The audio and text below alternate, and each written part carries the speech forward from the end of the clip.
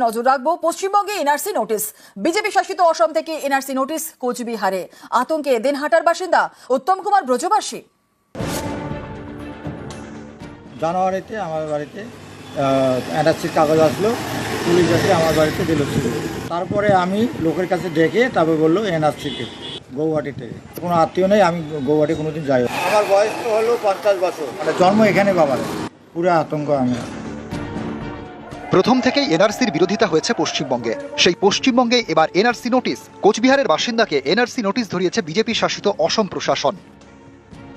দিনহাটার সীমান্ত লাগোয়া গ্রাম সাদিয়ালের কুঠি। এখান থেকে অসম সীমানার দূরত্ব 82 কিলোমিটার। সাদিয়ালের কুঠির বাসিন্দা উত্তম কুমার ব্রজবাসী। তাকে এনআরসি নোটিশ ধরানো হয়েছে। নোটিশ এসেছে অসম থেকে ফরেনার্স ট্রাইব্যুনালের। তাতে দাবি করা হয়েছে 1971 সালের পর উত্তম কুমার ব্রজবাসী বাংলাদেশ থেকে অবৈধভাবে ভারতের অসমে ঢোকেন। তাই ফরেনার্স অ্যাক্টে অভিযোগ দায়ের করা হয়েছে। উত্তম কুমার ব্রজবাসীকে ভারতের বৈধ নাগরিকত্বের প্রমাণ দিতে হবে। এতে একই সঙ্গে অবাক এবং আতঙ্কে দিনহাটার বাসিন্দা। উত্তম কুমার ব্রজবাসীর দাবি, তাঁর বাবার জন্ম কোচবিহারে, তিনি জীবনে কখনো অসম যাননি। তাহলে তাঁর নামে কেন এনআরসি নোটিশ? জানুয়ারিতে আমার বাড়িতে এনআরসির কাগজ আসলো, পুলিশ এসে আমার বাড়িতে দিল ছিল। তারপরে আমি লোকের কাছে ডেকে তারপরে বললো এনআরসিকে গৌহাটি থেকে। কোনো আত্মীয় নেই, আমি গৌহাটি কোনোদিন যাই। বাড়ি আমাদের চৌধুরীহাট সাদিলেকুটি।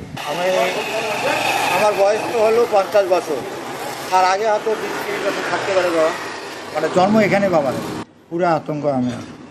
প্রশাসন তো বললো যে তুমি জমির যা কাগজ পুরানা আছে সব দেখান। আসামে তো আমি একটু উকিল ধরে পাঠাচ্ছি কাগজপত্র।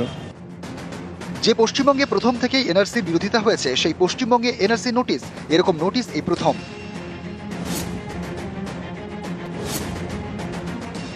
বলা হচ্ছে যে 1966 সালে তিনি অবৈধভাবে এসছেন। 1971-এর আগে এসছেন। 1971 সালের আগে যারা এসছেন তাদের তো নাগরিকত্ব নিয়ে কোনো সমস্যা থাকার কথা না। উত্তম কুমার ব্রজবাসী তিনি কিন্তু সংবাদ মাধ্যমে কথা বলেছেন যে তিনি জীবনে কখনো আসামে যাননি। এইভাবে যদি বাংলার মানুষকে হ্যারাস করা হয় তাহলে আমরা অন্ততপক্ষে এটা ছেড়ে দেব না।